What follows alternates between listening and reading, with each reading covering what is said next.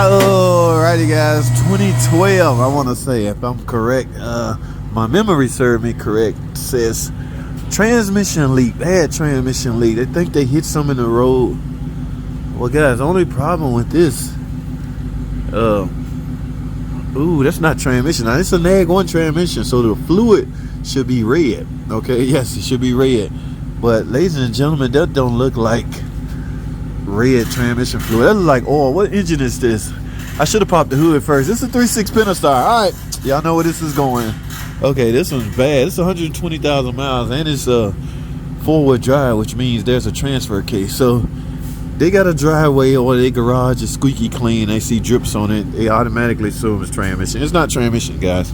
This look like oil. So they dodged the bullet. They in here thinking they need a transmission. Oh my God, I need a transmission. You don't need a transmission just because it's leaking. You just need to fix the leak. However, only thing with this, it's not the transmission or a transmission leak. All right, let me let this thing down. Let me let this thing down. Yeah, look, there go a drip right there. So if she see that on her garage, she gonna automatically. All right, that's like all leaks should be done up top first. I didn't do that because the complaint is transmission not pulling or transmission leaking. They didn't say not pulling, they said leaking. All right, let's let it down, go a little further. Whoa. Yes, definitely yeah. So you can see that oil down in that galley, and this thing is freaking hot. So, guys, we don't need an oil cooler. Now, you know me, guys, my image, I'm highly overprotective of my image. When I make this repair, I'm not just gonna put a new cooler on and give it to the customer, no. You guessed it, I'm going to the detail department. I'm going to clean this thing up, clean underneath. Okay, now a lot of people say, you should charge for that. You don't get paid for that, don't do it.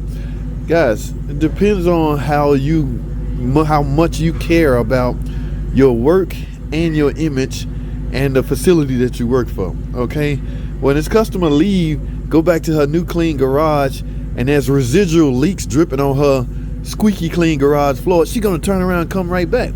Do you really want that?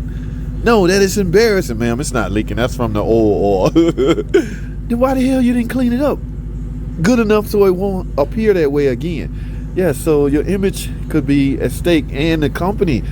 This right here in Chatter, people talk. People tell other people, girl, they fixed my car and it's still leaking. No, it wasn't. You had residual leaking and still down. It's going to be hard. I mean, because this oil it'll travel backwards and fall on top of the transmission and then spread.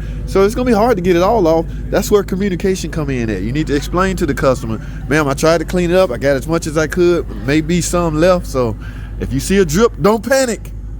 Don't panic. It's not dripping. That's just residual. So it's all about communication, guys, and how you feel about your damn self. All right. Yeah. My image, you ain't finna JT sucks. Oh, no, we not going there. So I'm gonna do whatever I can to protect my image, guys. I gotta go. I need a cooler.